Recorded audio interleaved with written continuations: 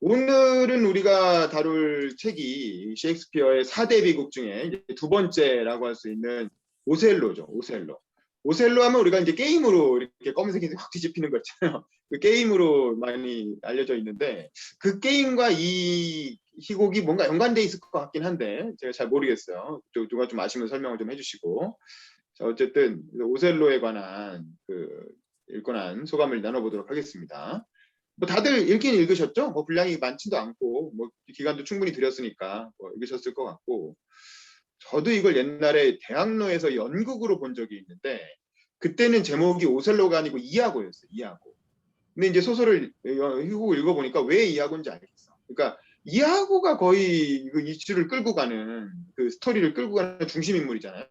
그리고 모든 걸 만들어내는 인물이고 사실 오셀로는 피해자고 따지고 보면 그래서 오셀로보다는 이야고가 더 주인공에 맞는 인물이 아닌가. 근데 이제 빌런이지 빌런. 악의 주인공이죠. 다 그 히어로까지는 아니고. 근데 어쨌든 요 오셀로 읽으면서 어떤 생각이 드셨는지 우리 이동원 씨부터 처음에 이 4대 비극을 읽자고 제안하신 분이 이동원 씨이기 때문에 이동원 씨부터 일단 간단히 소감을 들어보도록 하겠습니다. 자, 어떻게 읽으셨나요? 소리 음소거 켜주세요. 음소거 켜주세요. 들리시나요? 네네 들립니다. 네, 제가 추천한 책이라 당연히 저는 재밌게 읽었고요. 좀 이 오셀로에서 재밌었던 부분은 이 오셀로라는 그 우직하고 그 멋있는 사람이 그 한 사람의 강교에 빠져가지고 어떻게 나라까지 떨어질 수 있는지 그런 내용이 재밌었습니다. 너무 짧게 하시는 거 아닙니까? 또 해야 되나요?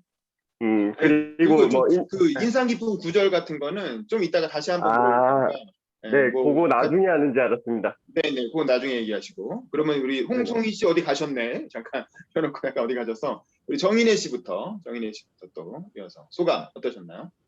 네, 저는 사실 오셀로는 제가 공연을 많이 보지만 한 번도 공연으로 본 적이 없었던 것 같아요. 아, 그 조금만 크게 얘기해 주세요. 목소리가 작아서 화면이 전환이 안 되거든요. 네네. 조금만 크게. 저는 공연을 많이 보러 다니는데 오셀로는 사실 공연으로 본 적은 없고요. 오셀로 오페라 버전을 영상으로 본 적은 있는데 사실 오페라는 아무래도 연극이라는 그 희곡 자체가 달라서 좀 느낌이 다르긴 했던 것 같아요. 네, 좀 읽으면서 저도 이야고라는 인물이 어떻게 사람의 심리를 이렇게 조장하는가에 대해 되게 재미있게 읽었고요. 사실 셰익스피어의 다른 작품에 보면 이야고와 비슷한 인물들이 좀 많이 나오거든요. 그래서 그런 부분을 좀 핵심적으로 읽었던 것 같습니다. 이번에도 고양이가 어택을 하네요. 그 양이 이름이 뭐죠? 저희 두아요. 두아야 참어라. 참어라. 우리 홍송희 씨도 간단하게 소감 어떻게 읽으셨나요? 저는 우선은 이하고가 왜 저렇게까지 할까 막 그 생각을 하면서 읽기는 했는데 이게 약간 자그마한 의심, 그러니까 속은 손수원 같은 그런 의심으로 시작해가지고 이게 집착이 되고 그게 이제 파국 이렇게 약간 비극으로 끝나는 그런 내용인 것 같은데 보면서 이제 자두의 대화가 필요해 이런 노래가 생각이 났습니다. 그렇죠. 대화를 좀 부부간에 대화를 좀 많이 했으면 좋았을 텐데 그런 안타깝습니다. 자, 그다음에 우리 조성래 사무관. 조성래 씨는 소감 어떻게 읽으셨나요? 음소거 키시고. 오셀로 재밌게 읽었고요. 저는 그 셰익스피어 4대 비극의 주인공 중에 처음 뭐랄까요? 흑인이라고 해야 되나요? 그러니까 비백인 무어인이라고 하죠. 무어인. 네, 그렇죠. 무어인을 주인공 했다는 것 자체가 상당히 신선했고 그게 어떻게 보면 이제 그 비극의 뭐랄까요? 뭐 단초로서 역할을 하는데 지금도 어떻게 보면은 뭐 그 뭐죠? BML이라고 해가지고 그 흑인과 백인 간 어떤 차별 문제가 상당히 이제 뭐 아직도 해결이 뭐 안 됐다라고 얘기를 많이 하는데 이 셰익스피어가 이 당시에 이 무어인을 주인공으로 해가지고 그리고 그 이 뭐랄까 백인 여자와의 어떤 결혼 이런 것 등등을 다뤄서 소설을 쓴다고 했을 때의 뭐랄까요 분위기가 어땠을까라는 것도 상당히 좀 궁금하기도 했고요. 저도 4대 비극을 다 독서 모임을 한번 했었었는데 이 오셀로가 뭐랄까요 상당히 재미로 치면 상당히 제일 재미가 있지 않았나라고 생각이 듭니다. 이상입니다. 사대 비극 중에 그래요. 어떤 점이 이렇게 재미가 있나요? 그러니까 이 그 이야고의 뭐랄까 이 뭐 관괴라고 해야 되나요? 이간질 이게 상당히 뭐 디테일하게 나왔던 것 같고 그 속에서 이제 이 주인공들의 뭐랄까 뭐 갈등 이런 것도 재밌었던 것 같습니다. 그렇죠. 좋습니다. 저도 이 책을 읽으면서 옛날에 그 이하고라는 그 연극을 봤을 때 생각도 나고 사실 그때는 이게 무슨 내용인지 잘 몰랐어요. 근데 이제 이하고라는 사람이 막 이렇게 독백을 하면서 뭔가 이렇게 뭐 스토리를 이끌고 간다는 느낌이 있었는데 사실 끝에 스토리가 어떻게 되는지 기억이 안 나더라고요. 그래서 이게 끝에 어떻게 되는 거였지? 이러고 마지막까지 이제 관심을 가지고 봤는데 결국 이제 비극이니까 만약에 이게 희곡이나 그런 거였으면 이 악당이 응징당하고 그 선한 주인공들은 사는 걸로 끝났을 텐데 비극이니까 결국 오셀로가 데스데모나를 죽이고 그리고 나서 그 사실이 그게 오해였다는 사실이 이아고의 아내인 에밀리아에 의해서 폭로가 되고 사실은 그 상징으로 줬던 손수건을 데스데모나가 떨어뜨린 걸 에밀리아가 우연히 주었는데 그걸 남편이 달라고 난리를 쳐서 남편을 줬더니만 남편이 그걸 카시오한테 줘서 그래서 카시오가 그걸 갖고 있는 장면을 오셀로가 보게 만들고 그래서 오셀로가 결정적으로 데스데모나의 불륜을 의심하게 된 계기가 그거잖아요. 카시오가 내가 준 손수건을 갖고 있다. 이게 뭐겠느냐. 라고 이제 의심을 하면서 이제 그렇게 격정적인 충동에 휩싸이게 되는데 근데 사실 그 의심이 풀릴 수 있는 기회도 있었거든요. 언제냐면 카시오가 비앙카를 만나서 그 얘기를 하잖아요. 둘이 이거 어떻게 그 손수건을 주웠는지에 관한 얘기를 서로 하거든요. 이거 뭐 주웠다고? 모르는 사람이 그래가지고 그 주웠다는 게 말이 돼 이러면서 자기들끼리 이제 그런 얘기를 다 하는데 오셀로는 그걸 들으면서도 그걸 믿질 않는 거야. 그건 그냥 거짓말로 자기들끼리 지어낸 얘기라고 생각하고 실제로는 이제 데스데모나가 카시오한테 준 걸 저놈이 감히 그걸 또 소중하게 여기지도 않고 또 다른 창녀한테 또 다른 그 애인한테 또 선물로 줬다 이렇게 생각을 하는 거죠. 그러니까 저 카시오 저놈은 진짜 나쁜 놈이다. 데스데모나가 준 선물마저도 저렇게 딴 여자한테 주고 그러는 거 보니까 나쁜 놈이니까 죽어 마땅한 놈이고 그리고 나의 어떤 마음을 배신한 데스데모나도 죽어야 된다.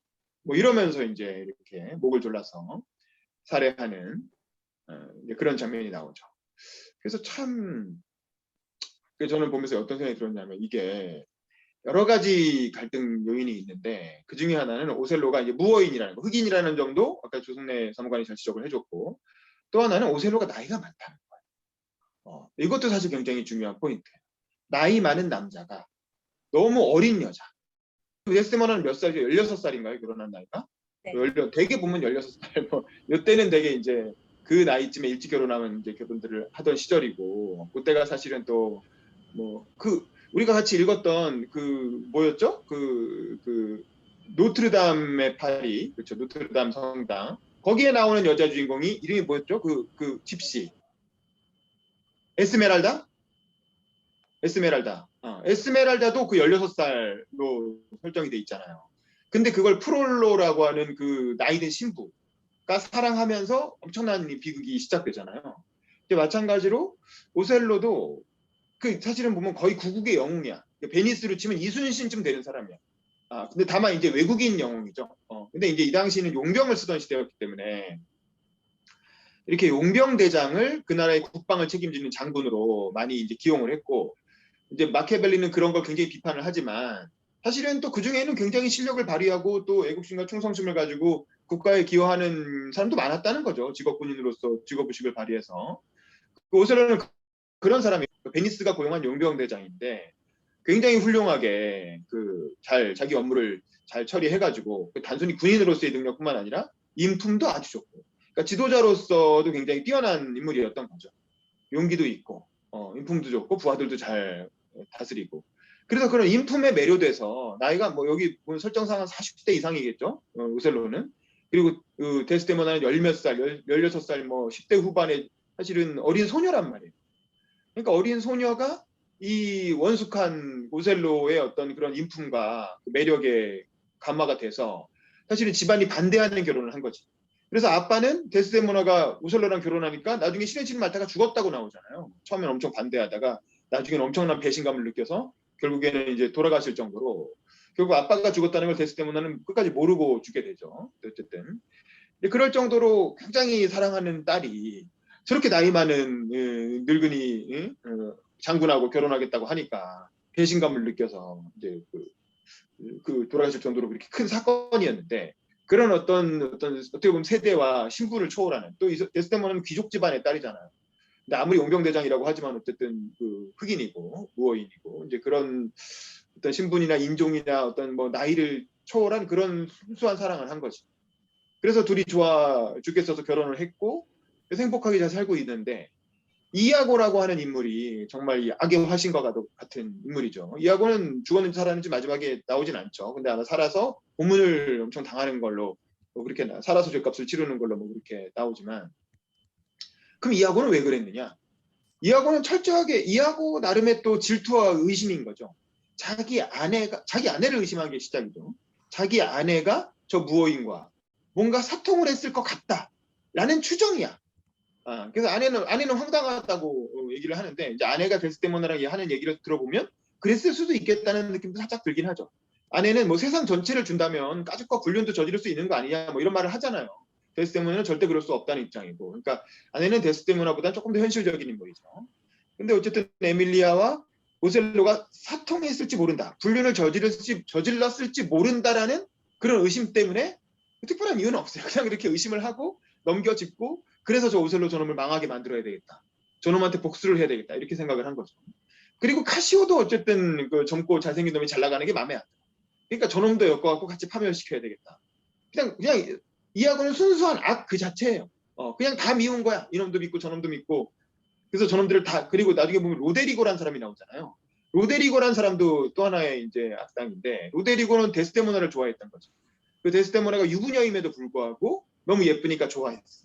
그래서 데스데모나를 어떻게 자기 여자로 만들고 싶었는데, 이아고가 오셀로의 측근이니까 이아고한테 이제 뇌물을 써가지고 데스데모나 자기 마음을 좀 전해달라라고 하면서 뭐 엄청난 금은보화를 선물을 했죠. 그랬더니 이아고는 그거를 자기가 받아 챙기고 실제로는 전달도 안 해줬으면서 전달한 것처럼 로데리고를 그렇게 속이고 있었던 거죠. 그러다가 로데리고가 막판에 나타나서 너 왜 그거 약속 안 지키냐라고 하니까, 이게 다 카시오 때문이다.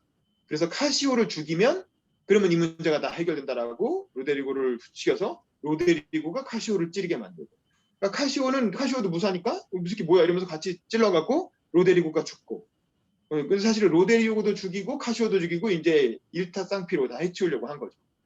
그리고 카시오를 죽이라는 거는 오셀로의 명령이었으니까 그렇게 하면 오셀로의 어떤 명령도 이행을 하게 되는 거고, 등등 그런 식으로 이제 복잡한 관계를 꾸며서, 그리고 마지막엔 오셀로가 이제 데스데모나를 죽이게 만드는 뭐 그런 건데, 근데 여기서 그러면 왜 오셀로는 마지막까지 데스데모나의 말을 믿지 않았느냐? 데스데모나는 아니라고 했잖아요. 마지막 순간에 카시오? 아니라고, 절대 그런 거 아니라고 해명을 하고, 심지어 또 여러 가지 정황이 또 아니라고 볼 만한 내용도 있고, 에밀리아도 아니라고 또 강력하게 얘기를 했잖아요. 오셀로한테. 그런 거 절대 아니다, 그럴 뿐이 아니다 라고 얘기했음에도 불구하고 정민혜 씨 뭘 공유해 주셨네요. 이제 그런 일이 일어났다라는 거죠. 이거 보면 이게 뭔가 이 나이 많은 남자가 어린 여자를 사랑했을 때 그게 이제 굉장히 뭐 자기한테는 감지덕지한 일이잖아요. 근데 이제 또 뭐냐면 그 의심이 생기는 거예요. 이 어린 여자 나의 과분한 여자이기 때문에 언제든지 나를 배신할 수 있다. 언제든지 나를 배신할 수 있고 얼마든지 다른 남자, 젊은 남자와 불륜을 저지를 수 있다라고 하는 그런 의심병. 그게 참 인간이 가지고 있는 보편적인 그런 약점인데, 사실 그 역사를 보면 그런 경우 굉장히 많거든요. 어린 여자한테, 나이 든 남자가 어린 여자한테 빠져갖고 그 이렇게 몰락하고 파멸하는 그런 건 실제로도 많잖아요. 대표적인 게 양귀비 사건 아닙니까?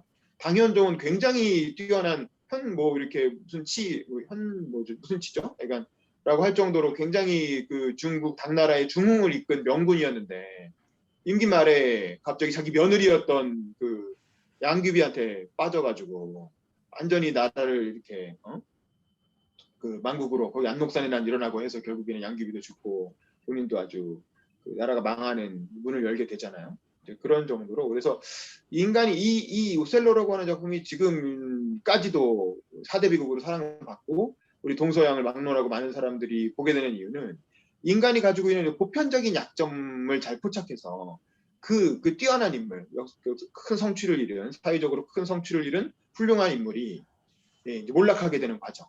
그 어떤 그 질투, 그 사랑과 질투로 인해서 그 파멸하고 몰락하고 결국 자기에게 가장 소중한 존재인 아내마저도 살해하고 결국 자기도 자살하고 죽잖아요. 뭐 그런 일을 저질렀는데 어떻게 자살을 안 하겠어요? 더군다나 군인인데. 예, 저는 뭐 그렇게 흘러가게 되는 그 비극적인 과정을 아주 본질을 잘 포착했고 이런 류의 어떤 스토리는 뭐 역사 속에도 흔한 일이고 또 다른 작품으로도 많이 이렇게 변주돼서 나올 수 있는 얘기죠. 그런 어떤 인간의 보편적인 약점을 건드렸다. 인간의 어떤 햄릿 지난번에 우리가 봤던 햄릿은 어떤 햄릿의 우유부단함 뭐 이제 뭐 그런 뭐 그런 거였다면 이거는 이제 그 이렇게 성공하고 출세하고 또 원숙한 인물도 오셀로와 같은 인물도 사실은 그 사랑이라는 거 앞에서 얼마나 무력하고 얼마나 쉽게 파멸할 수 있는가라고 점을 보여주는 그런 어떤 그 인간의 어떤 본질적인 면을 잘 포착한 거죠. 그래서 이게 고전으로 사랑받고 있는 게 아닌가 싶어요. 사실 우리나라에도 그런 경우 많잖아요.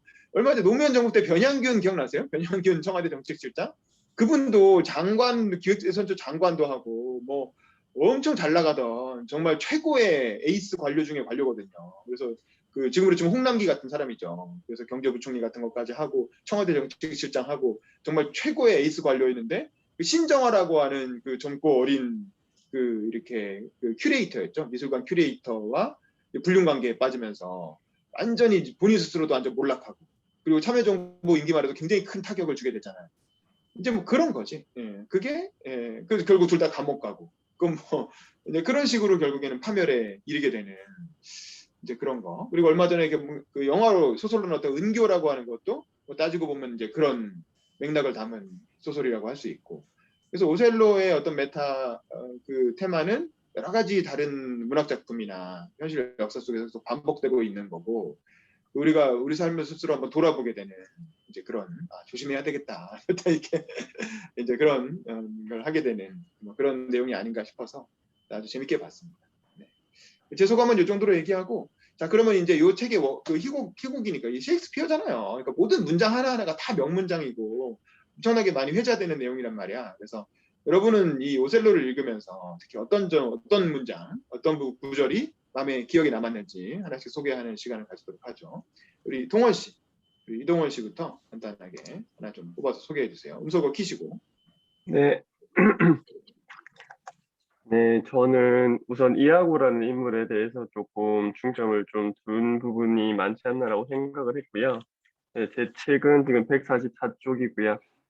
거기에 중간쯤에 이하고가 이제 사람 그에 대해서 좀 설명하는 장면이 있는데 그거 좀 읽어드리면 나 참 이 팔자 저 팔자 따지지만 모두가 내 탓이죠. 우리의 육체가 정원이라면 우리의 의지는 정원사랍니다. 쐐기포를 심든 상추를 심든 구슬초를 심어서 백리향을 내면 내든 모든 우리 의지 소산이란 말씀입니다. 인생을 저울이라 칩시다. 그 저울 한쪽에 정욕의 접시가 매달려 있고 다른 쪽에는 이성의 접시가 매달려 있는데 이것들이 서로 균형을 이루지 못한다면 우리는 비열한 본능에 사로잡혀 비참한 최후를 맞이하기 쉽죠. 이런 조금 저는 이하고가 참 나쁜 인물이라고 생각을 해요. 결국에는 자기 부인도 칼로 찔러서 죽이는 행동도 있었고요. 그렇지만 조금 뭐 이런 악행을 저지른 인물임에도 불구하고 제가 본받고 싶은 점은 사람의 그런 심리를 되게 잘 이해하고 잘 활용하는 것 같아요. 제가 뭐 남의 약점 이용해가지고 그렇게 하진 않겠지만 어떻게 이렇게 사람에 대해서 잘 알 수 있지? 뭐 이제 기자님이 말씀해 주셨다시피 그 오셀로라는 장군이 뭐 귀족 신분도 아니고요. 그때는 인종차별도 있다 보니까 흑인에 대한 무시가 곳곳에 대사에서 나오는 장면이 여러 부분이 있거든요. 그런 분을 이용해가지고 이렇게 아름답고 고귀한 그 데스데모나를 가지려고 하는 부분에서 처음에는 사랑한다고 느꼈지만 점점 이야구가 스토리 라인을 좀 만드는데 제가 정신을 못 차리게 하는 것 같아요. 결국에는 오셀로가 그렇게 해가지고 결국에는 좀 파국에 와닿았던 것 같고요. 그리고 나중에는 이제 오셀로가 뭐 교수형을 하게 하려고 하죠. 그 이야고 자체를. 그게 되게 많이 열받았나 봐요. 열받아서 지금 저희 그 오셀로 장군이 했던 말 중에 처음에는 교수형을 시키고 자백을 하게 만들어야 되겠다라는 말을 하거든요. 근데 교수형을 하게 되면 당연히 자백을 할 수 없는데 너무 그 시에 분이 나가지고 그런 말도 뱉었고요. 네, 이런 부분이 재밌었고 그리고 여기에서 제일 중요한 거는 인간의 감정 중에 질투심이라고 생각하거든요. 네, 질투심이 좀 나왔던 부분이 에밀리아의 입을 통해서 좀 전해졌는데 178쪽 맨 밑에 있고요. 그 부분 간략하게 읽으면 의심이 많은 사람들에게는 그런 대답이 통하지 않는 법이죠. 이유가 있어서 의심하는 게 아니라 의심 때문에 의심하는 거니까요. 의심이란 스스로 생겨나거나 태어나는 괴물이랍니다. 뭐 의심을 해서 질투심을 한 거라 이런 부분이 재밌었고요. 마지막으로 이건 궁금한 건데요. 215쪽 밑에 오셀로가 이제 칼로 자기를 찌를 때 본인이 하는 말이 있는데 제가 잘 이해가 안 가서 좀 이건 좀 여쭤보려고요. 이게 어떤 내용이냐면 언젠가 머리에 터번을 두른 터키놈이 베니스인을 때리면서 나라를 비방했을 때 내가 그 할례한 개 같은 놈의 목을 찔렀다는 걸 전하시오가 이렇게 말해달라고 하는데 그 할례를 한 개 같은 놈의 목을 찔렀다는 게 본인 목을 찔렀다는 건가요? 아니죠, 아니죠. 오셀로가 그런 네. 베니스의 장군이잖아요. 그래서 네. 베니스인을 모욕한 그 터키인을 자기가 처치했다 이거지. 자기가 잘했다고 음, 잘 얘기한 거예요. 예. 그리고 터키 이해했습니다. 사람들은 아마 어렸을 때 그 할례하는 폭경 수술이잖아요, 아기 때. 그 네. 풍습이 있어가지고 그걸 이제 할례한 터키놈 뭐 이렇게 표현한 것 같고 뭐 그런 것 같아요. 자기가 그렇게 공을 세웠듯이 자기가 베니스의 네. 적을 치기 위해서 그렇게 용기 있게 했듯이 나도 나 자신을 스스로 처단한다 이러고 이제 해설을 한 거지. 뭐 제가 이야기하고 여하간, 네. 여하간, 저는 여기까지고요. 뭐, 사람이 또 많이 죽어서 아쉬웠습니다. 아 그렇죠. 아 참. 자 우리 정인혜 씨, 정인혜 씨도 아까 채팅방에 올려주신 게 뭔지도 좀 설명해 주시고 그리고 좀 같이 네. 봤으면 하는 구절 얘기해 주세요. 사실 궁금하잖아요. 무어인 어떻게 생겼었지. 그래서 인터넷에 찾아봤더니 무어인 사진이 있길래 한번 공유해봤어요. 아 무어인 사진, 아 무어스. 시대의 무어인들이 이렇게 생겼구나라고 그림 그려져 있는 사진이 있어서 공유를 해봤고요. 아무래도 장군이니까 저런 모습으로 데스데모나를 만나지 않았을까라는 생각을 해서 한번 공유해봤고요. 저희가 생각하는 흑인이 굉장히 이미지가 다양하잖아요. 그중에 무어인이라는 그 북아프리카 지역의 사람들은 이런 모습을 하고 있었을 거다라고 한번 공유를 해봤어요. 사실 저도 동원 씨랑 비슷한 부분을 좀 많이 인상 깊게 읽었던 부분이었고 사실 질투에 대한 이야기가 굉장히 인상적이었거든요. 생각을 해보면 데스데모나랑 오셀로랑 만난 지 얼마 안 됐어요. 만난 지 얼마 되지 않았고 그 두 사람이 사랑을 나눴다고 하기에는 그 기간이 너무 짧은 거예요. 그리고 정말 육체적 관계를 맺었다고도 보기가 약간 어려운 게 만나서 결혼을 결심하고 나서 바로 파경이 되는 바람에 두 사람이 만나 뭔가 정말 감정적인 발전이 이루어지기에는 그 시기가 되게 짧았다고 생각을 하거든요. 그리고 그 오셀로가 그 데스데모나의 아버지와 그 공작 앞에서 그들이 어떻게 만나서 사랑을 하게 되었는지에 대해서 얘기하는 걸 보면 데스데모나는 오셀로의 그 경험, 그가 장군으로서 전쟁에 참가하고 거기서 겪었던 그런 약간 무훈 같은 거에 반한 반면, 그 오셀로는 데스데모나가 자기 그거를 그런 무훈을 막 동정심을 갖고 있다는 그 부분에 반했잖아요. 어떻게 이게 이 감정을 사랑이라고 부를 수 있을까라는 그런 약간의 의구심이 들더라고요. 물론 사랑의 한 부분일 수는 있겠지만 이게 뭔가 부부 관계를 발전시키기 위해서는 좀 더 시간이 필요한 상태였는데 그거를 이아고가 그 부부 관계가 발전되기 직전에 의심을 심어줌으로 인해서 무너졌다라는 생각이 들었거든요. 그래서 이 이아고라는 인물이 어떻게 하면 사람의 심리적인 의심을 일으키는지에 대해서 굉장히 아까 동원 씨가 얘기한 것처럼 잘 사용한 것 같은데 저는 책이 좀 달랐어요. 제 책은 이능사 버전이어가지고 약간 다른데 2막 3장에 이하구가 이런 얘기를 해요. 33행 정도 되는데 2막 3장 33행 정도 되는데 악마들이 가장 검은 죄악을 부추길 때 그들도 처음에는 지금 내가 하듯이 천국의 모습으로 유혹하는 법이야 라고 얘기를 하거든요. 자기가 되게 악역을 자처하면서 이런 얘기를 하는 게 아니라 자기가 하는 충고는 정말 정직하고 너그러운데 그게 단지 나에게 유리한 충고를 남에게 함으로써 그게 악행이 되어버리는 그런 식으로 본인은 해석을 하더라고요. 그런 점이 되게 인상적이었고, 그리고 오셀로 자신도 자기 자신이 매력 있는 사람은 아니라고 생각하는 것 같았어요. 아무래도 인종적인 다름도 있고, 물론 본인은 왕족 출신이긴 하지만 어쨌든 그 베네치아 사회에서는 이방인이었기 때문에 그가 데스데모나에 비해 굉장히 처지는 입장이었다라고 생각하면서 그 질투로 굉장히 정당화하는 부분이 있었거든요. 그게 3막 3장에 210행 정도 되는데 이렇게 오셀로가 얘기하는 부분이 있어요. 또한 내게 매력이 조금밖에 없어서 털끝만큼도 두렵거나 배신을 염려 안 해. 그녀는 두 눈 뜨고 나를 택했으니까. 아닐세 이하고 난 의심하기 전에 알아볼 것이고 의심되면 검증할 것이며 증명될 경우에 해결책은 단 하나. 사랑 아니면 질투를 당장 없애버릴 수밖에 라고 얘기를 해요. 재밌는 게 사랑을 하면 질투가 날 수밖에 없는 거잖아요. 그러니까 두 개가 분리되기가 어려운데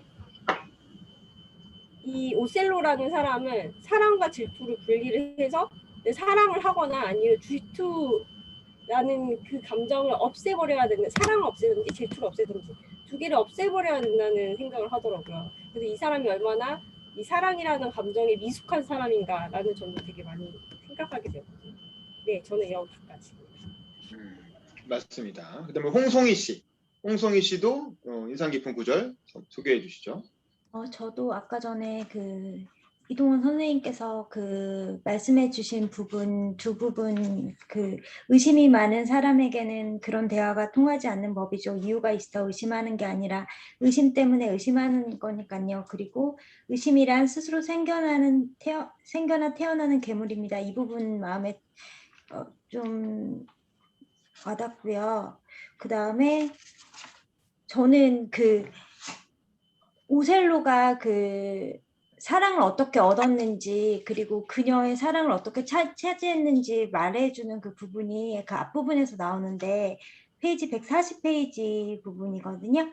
그래서 오셀로가 여기 계신 어른께서는 저를 끔찍히 아껴주셨습니다. 이다금 저를 댁으로 초대해서 그동안 겪어온 일들을 물으셨습니다. 그래서 전 지금껏 제가 보고 듣고 겪었던 모든 이야기를 남김없이 들려드렸지요.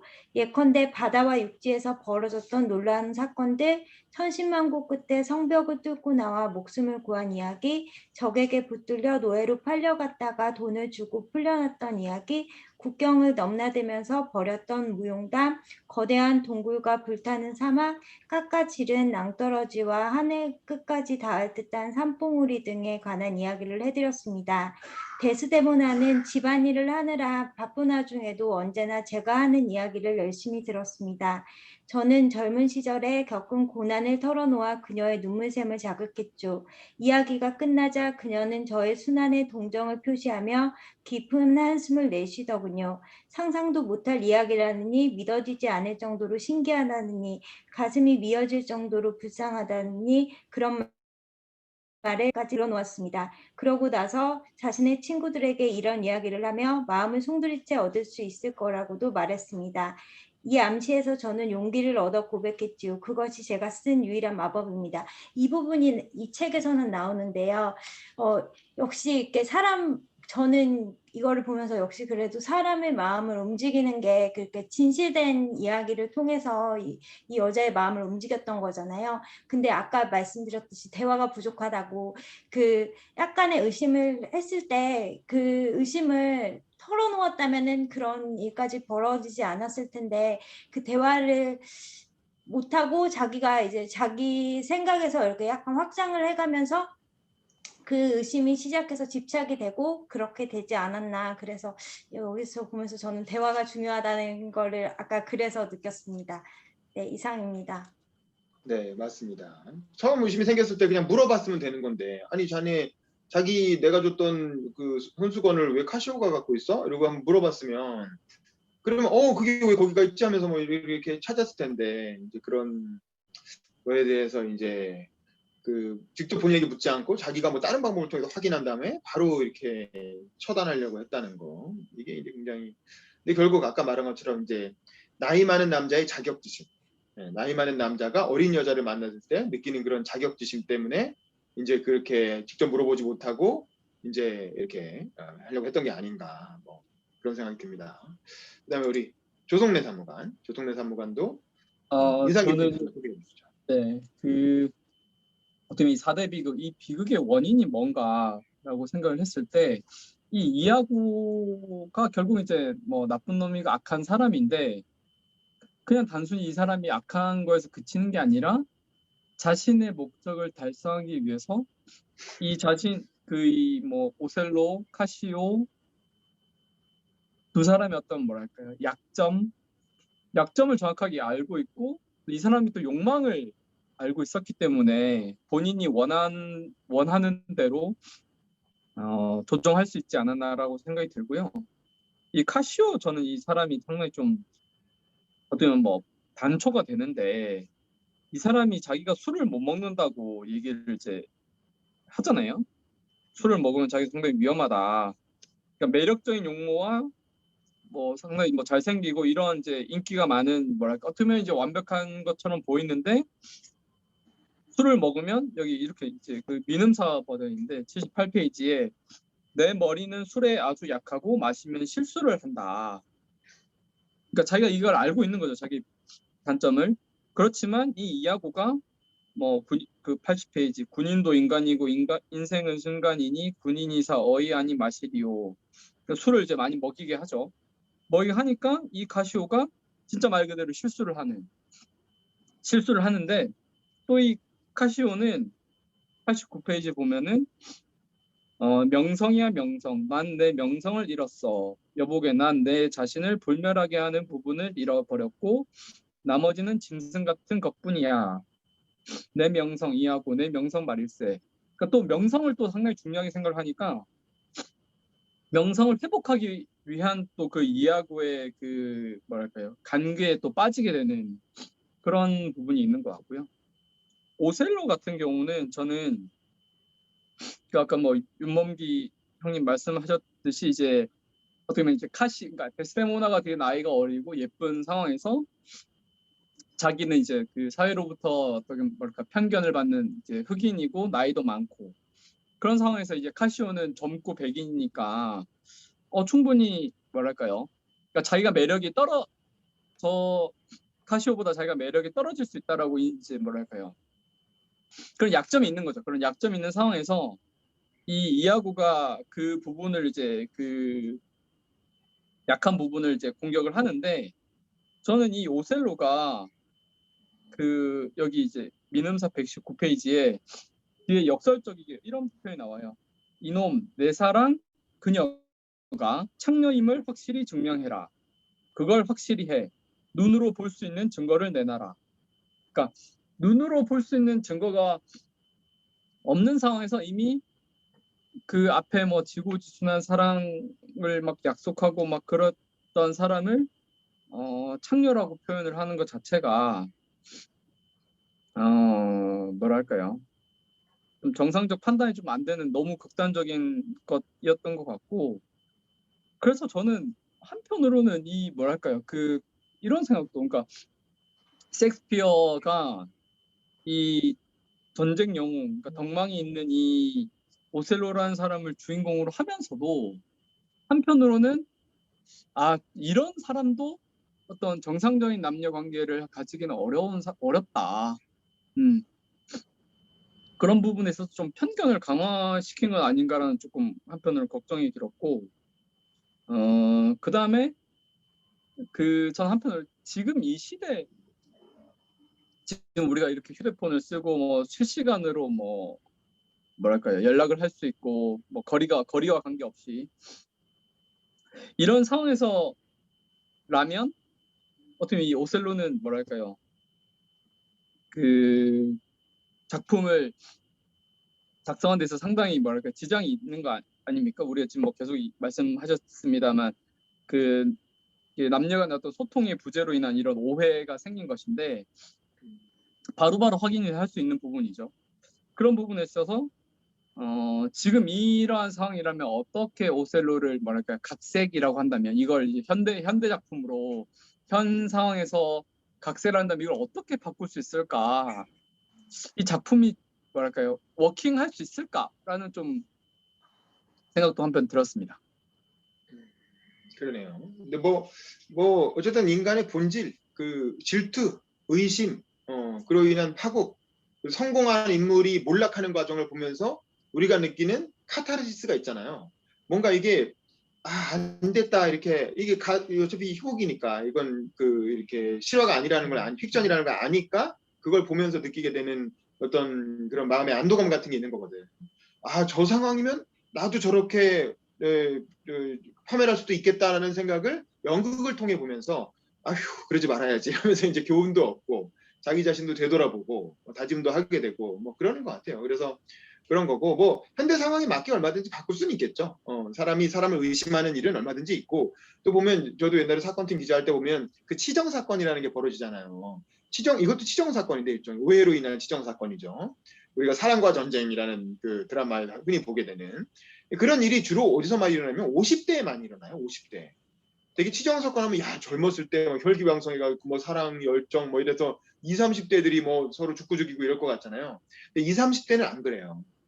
20, 30대는 싸우다가 헤어지면 그냥 헤어지고 마는 거야. 아이씨 됐다. 내가 너 아니면 뭐 여자가 없냐 남자가 없냐 이러고 그냥 헤어지고 마는데 40, 50대, 50, 60대에서 치정 사건으로 인해서 살인 사건이 많이 난단 말이에요. 그러니까 이제 그런 나한테 이제 사랑이라는 거에 기회가 얼마 남지 않았고 늦은 나이에 어떤 사랑이 찾아왔는데 이제 그게 뭔가 배신당했다고 느꼈을 때 그때 이제 욱하는 이제 뭐 이런 게 뭐 올라오는 거겠죠. 삶도 살 만큼 살았고 뭐 이런 사람들이 그런 잘못을 저지르는 게 아닌가 싶어서 오늘날에도 뭐 만들려면 만들 수 있지 않을까 싶긴 하네요. 어쨌든 그렇고 제가 좀 인상 깊게 본 부분은 그 이하고가 하는 독백인데 자기 나름의 변명인 거지. 자기가 왜 그랬다라는 거. 제 책으로는 209쪽인데 아마 좀 다를 거예요. 여기 보면 이제 카시오를 막 이렇게 꼬시고 나서 카시오가 가요. 수고하게 정직한 이하고하고 퇴장해. 그러니까 이제 이하고가 그다음에 자기 변명을 하는 건데 스스로 독백으로. 자, 이런데도 날더러 누가 악한이라고 하는 거지? 나는 너그럽고 정직하게 충고해주고 있는데 이치에 맞는 그럴싸한 말로 무호인의 환심을 다시 사는 것쯤이야 쉬운 일이지. 정직한 청으로 너그러운 데스데모나를 구슬리는 건 누워서 떡 먹기니까. 또한 그녀의 성품은 자연의 조화처럼 자유롭지 않은가. 그런 그녀가 무호인의 승리를 얻는 일이 그녀의 마음에 달려있다고. 그를 죽이든 살리든 말이야. 그의 약한 본능 위에는 그녀에 대한 욕망이 신처럼 자리 잡고 있지 않은가. 그런데 내가 왜 악당이람? 카시오에게 유익한 길을 알려준 내가 아닌가. 이게 바로 지옥의 신학이라는 거지. 악마가 인간에게 가장 검은 죄악을 부추길 때는 지금 내가 그러듯이 우선 천사 같은 모습으로 유혹을 하는 법이거든. 이 정직한 바보가 행운을 되찾으려고 데스데모나를 조르고 그녀가 그에 응하는 동안 나는 무어인의 귀 속으로 독을 부어넣겠어. 이건 햄릿이랑 비슷하죠. 즉 그를 복직시켜달라고 그녀가 청하는 까닭은 카시오에 대한 욕정 때문이라고 살짝 귀띔만 하는 거야. 그럼 그녀가 카시오를 위해서 애를 쓰면 쓸수록 무어인은 점점 더 의혹을 품게 되겠지. 난 그녀의 미덕에 먹칠을 하고 그녀 자신의 덕행으로 그들 모두를 얼거맬 그물을 만드는 거야. 라고 하면서 이제 본인의 어떤 그런 것들을 얘기하는 거죠. 전략을. 대단하다. 223쪽에 보면 카시오가 또 오셀로를 꼬드기는 장면이 나오죠. 이렇게 얘기합니다. 자, 부인을 잘 살펴보십시오. 특히 카시오와 함께 계실 때 말입니다. 하지만 눈빛에 질투를 담아서는 안 되겠죠. 저는 순수하고 고상하신 장군님께서 타고난 관대함 탓에 기만당하시는 것을 원치 않기 때문에 말씀드리는 겁니다. 그것을 잊지 마십시오. 저는 우리나라 사람들이 잘 알고 있으니까요. 베니스에서는 여자들이 남편에게만은 감히 보여주지 못하는 나쁜 짓을 신에게는 보여준답니다. 그네들의 도덕관이라는 게 안 하는 게 아니라 안 들키는 거니까요. 뭐 이런 식으로 아주 그럴듯한 말로 그 오셀로가 품고 있음직한 그런 의심, 그런 의심을 이제 이렇게 싹 이렇게 부추겨서 속이게 하는 것이고요. 그다음에 이제 261쪽에 보면 데스데모나랑 에밀리아가 얘기하는 과정에서 에밀리아가 자기도 모르게 자기 남편을 디스하는 그런 장면이 나오죠. 재밌었는데 그런 얘기를 하죠. 이아고가 그런 바보 같은 놈이 어디 있겠어? 불가능한 일이야. 라고 이제 얘기를 하니까 데스데모나가 그런 악한이 있다면 하늘이여 용서해 주세요. 라고 이제 누군가 이제 자기와 오셀로를 이간시켰다면 데스데모나 너무 착한 여자인 거예요. 그래서 그런 나쁜 사람까지도 용서해 주세요라고 하니까 에밀리아가 받아서 그게 자기 남편인지도 모르고 아주 막 욕을 시전하죠. 용서를 해도 목을 매단 다음에 해야겠죠. 지옥으로 떨어져 썩어 문드러져라. 놈이 무슨 이유로 마님을 창녀라고 불렀을까요? 마님이 누구랑 함께 계셨다고요? 무슨 근거로 한 말일까요? 장군님은 비열하고 악명 높은 불안당에게 속으신 게 틀림없어요. 오 하늘이시여, 그런 불안당들을 가려내어 밝고 환한 곳에서 발가벗긴 다음 정직한 사람들이 이 세상 끝에서부터 끝까지 질질 끌고 다니며 채찍질하게 해주소서. 그랬더니 이아고가 아유 누가 들을라 이랬죠.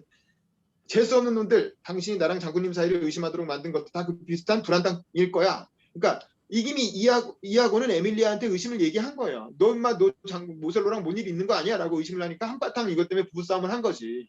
부부싸움을 했는데 이제 봉합이 됐다고 생각을 했는데 사실 이아고는 그 의심을 계속 가지고 오셀로를 파멸하려고 이런 악행을 저지르게 되는 거죠. 따지고 보면 이아고도 어떻게 보면 그 의심의 희생자라고 할 수 있는 거죠. 자기도 아내의 불륜을 의심해가지고 그런 악한 그 악행을 계획을 했고 그로 인해서 본인도 결국에는 이제 죽을 때까지 끔찍한 고문을 당하게 되는 거 아닙니까? 그러니까 참 인간이라는 게 얼마나 이렇게 쉽게 악에 의해서 유혹되는 존재인가 하는 것, 의심, 질투 이런 거에 의해서 쉽게 파멸할 수 있는 존재인가라는 거를 이 소설이 보여주고 있다. 저는 뭐 그런 생각이 드네요. 근데 어쨌든 참 내가 문장이 셰익스피어는 셰익스피어야. 대단해. 그런 생각이 들었고 자 이제 뭐 마지막으로 소감 한마디씩 하고 마무리하도록 하시죠. 자 우리 이동원 씨부터. 자, 동원 씨 음성을 키시고 못한 말 있으면 네. 하시고 어떠셨나요? 네, 두 가지 정도 있었고요. 제 책으로는 206쪽인데 비극이 아니라 좀 해피엔딩이 되려고 했으면 이제 오셀로가 데스데모나를 목졸라 죽이려고 할 때 에밀리아가 왔었거든요. 문 밖에 있었던 걸로 저는 상황을 인식했거든요. 그래서 데스데모나가 오 주님 주님 하면서 오셀로가 목을 조를 때 에밀리아가 문 밖에서 주인님 말씀드릴 게 있습니다라고 해서 그때 혹시나 침대 위에서 목졸라 죽이지 않고 들어오게 했으면 이런 비극은 일어나지 않았을 텐데 라는 생각이 들었고요. 요거는 제가 인터넷 찾아보다가 좀 나왔던 건데 되게 공감이 가서 이제 오셀로 증후군이란 오셀로 신드롬이라는 게 있고요.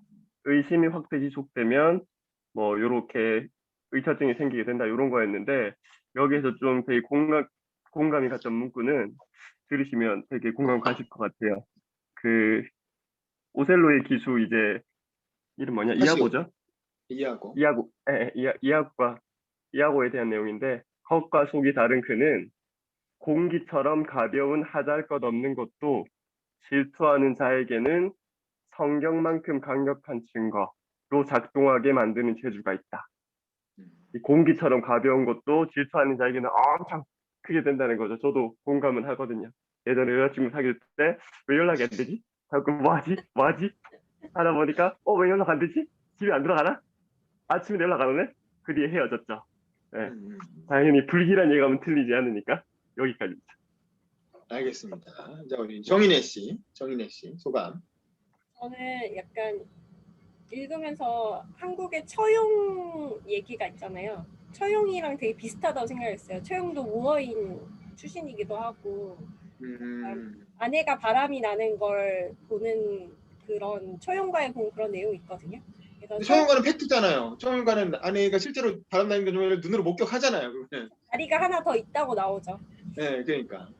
그런 걸 보면서 약간 비슷한 전 세계적으로 약간 비슷한 이야기들이 있을까라는 생각을 좀 했었고 일단 사실 최근에는 이 오셀로를 공연으로 만드는 걸 본 적이 거의 없어요. 아무래도 다문화적으로 많이 시대가 바뀌고 그래서 이렇게 약간 인종차별적인 내용이 많이 포함된 공연을 올리진 않는 것 같거든요.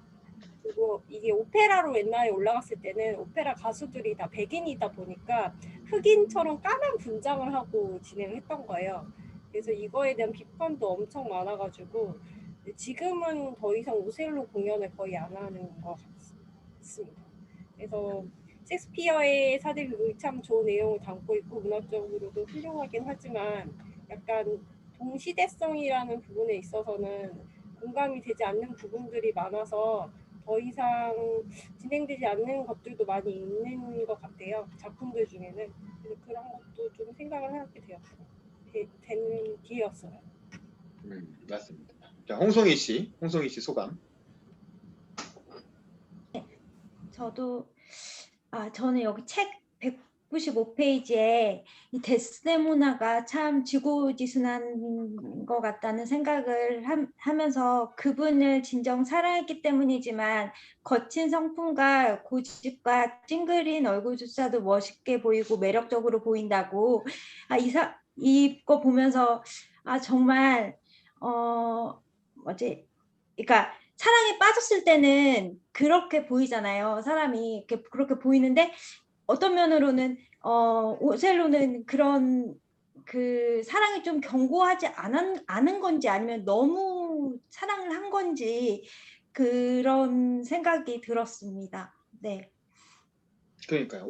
데스데모나는 죽으면서도 이건 오셀로 장군님이 하신 게 아니고 내가 스스로 한 거다라고 얘기를 에밀리한테 그렇게 얘기하잖아요. 그러면서 장군님한테 안부 전해달라 이러면서 죽잖아요. 그러니까 참 죽으면서도 마지막까지 지고지순한 사랑의 어떤 전형을 보여주는 그런 캐릭터다라고 할 수 있을 것 같아요. 실제로 이런 사람이 있을까 싶을 정도로 그렇죠.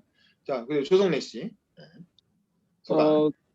예, 저는 결국은 이제 이 오셀로와 데스데모나의 결혼 자체가 이제 비극적 결말로 나타났는데 뭐랄까 지금 뭐 결혼이라는 거는 뭐 지금 뭐랄까요 우리 시대에도 상당히 뭐 남녀 관계에 있어서 인생에 있어서 가장 뭐 중요한 일이라고 얘기를 할 정도로 저도 중요하다 생각이 들고 그래서 이제 뭐 어떻게 보면 결혼을 통해 가지고 남자든 여자든 더 훨씬 잘 될 수도 있는 것이고 근데 지금 이 오셀로처럼 결혼 자체가 비극이고 어떻게 보면 둘 다 죽음까지 이룰 수 있는 지금도 뭐 그런 거 있잖아요. 형님 말씀하신 것처럼 뭐 남자가 여자를 뭐 의심하고 여자가 남자를 의심해서 서로 뭐 죽이기도 하고 뭐 폭력을 행하기도 하고 뭐 그런 부분이 있는데 정말 중요하다. 결혼이 중요하다라는 부분, 결혼을 잘 해야 된다라는 부분은 지금도 뭐 변함이 없는 것 같고 다만 저는 그래서 어떻게 보면 그 오셀로도 그렇고 데스데모나도 그렇고 뭐 정말 모르겠어요. 그러니까 이 소설 속에서 그러니까 한편으로는 왜 했을까 결혼을 이 두 사람은 왜 했을까 어떤 서로의 좀 이렇게 욕심이 엄청 있었던 것 같아요. 그러니까 이 오셀로는 어떤 그 전쟁의 영웅으로서 용병이지만 이 베니스 여기서 어떤 완전한 어떤 주류 사회로 편입하기 위해서는 같은 무어인이 아니라 뭔가 그 백인과 결혼이 필요했던 것 같고, 데스데모나는 모르겠어요. 왜 결혼했을까? 뭐 잘생긴 사람도 있었겠지만 명성이 필요했던 것인가? 하여튼 좀 왜 이 오셀로를 이렇게 사랑해서 결혼했을까라는, 그러니까 서로 좀 뭐랄까요? 좀 욕심을 조금 한편 내려놓고 이 결혼이란 거에 있어서 그러니까 본인이 채우지 못한 거를 채우려고 하면 뭔가 좀 이렇게 그 좀 무리한 게 따르는 것 같아요. 그러니까 본인이 자신이 없고 막 이런 그 비극적 그 결말에 뭐 단서가 되지 않는가라는 생각도 들고, 하여튼 우리 저기 윤범기 아구님이 좋은 분과 결혼을 하시기를 네. 바라겠습니다. 네, 감사합니다. 감사합니다. 네. 마지막에 뜬금없이 훈훈하게. 이렇게. 네, 그럼 이걸로 오늘 마칠 거고, 다음은 이제 리어 왕이죠, 순서상 리어 왕. 근데 좀 궁금한 게 왜 4대 비극인데 그 로미오와 줄리엣은 안 들어가나, 저는 그 생각도 항상 궁금했거든요. 그것도 대표적인 비극이잖아요. 그리고 엄청 인기 있는 작품인데 왜 4대 비극에는 들어가지 않을까? 어쨌든 뭐 그런 생각도 좀 들었습니다. 어쨌든 왕이 아니라서. 왕이 아니어서 다른 사람들은 다 왕에 대한 얘기인데 그럴 수도 있겠네요. 어쨌든 다음은 리어 왕입니다. 리어 왕을 다룰 거고, 일정은 지금 우리가 6월 초니까 뭐 7월 초쯤 해야 되겠죠? 언제쯤이 좋으세요? 뭐 7월 4일 일요일 오전? 아니면 7월 3일 토요일 오전? 뭐 특별히 안 되는 날 있으세요? 저는 일요일이 좋습니다. 일요일이 좋고, 오케이. 뭐 이내 씨나 송희 씨는? 저도 일요일이 좋습니다. 오케이. 이내 씨는 어떠세요? 그때 뭐 해외 가는 거 없어요? 네. 둘 다 괜찮아요. 네네. 우리 조성래 씨. 네, 괜찮습니다. 오케이. 그럼 7월 4일로 합시다. 7월 4일이 미국 독립기념일이고 하니까 뭐 아무 의미는 없지만 독립기념으로 7월 4일 오전 10시에 오늘처럼 진행하는 걸로 하고, 자, 우리 사진 한번 찍고 마무리하겠습니다. 화면 좀 잠깐 봐주세요. 자, 책 있는 분은 책 이렇게 보이게 좀 들어주시고, 자, 화면 보시고 하나, 둘, 셋. 네, 됐습니다. 수고하셨습니다. 들어가세요. 네, 감사합니다. 다음 달에 또 봬요. 파이팅. 네. 다음 달에 봐요.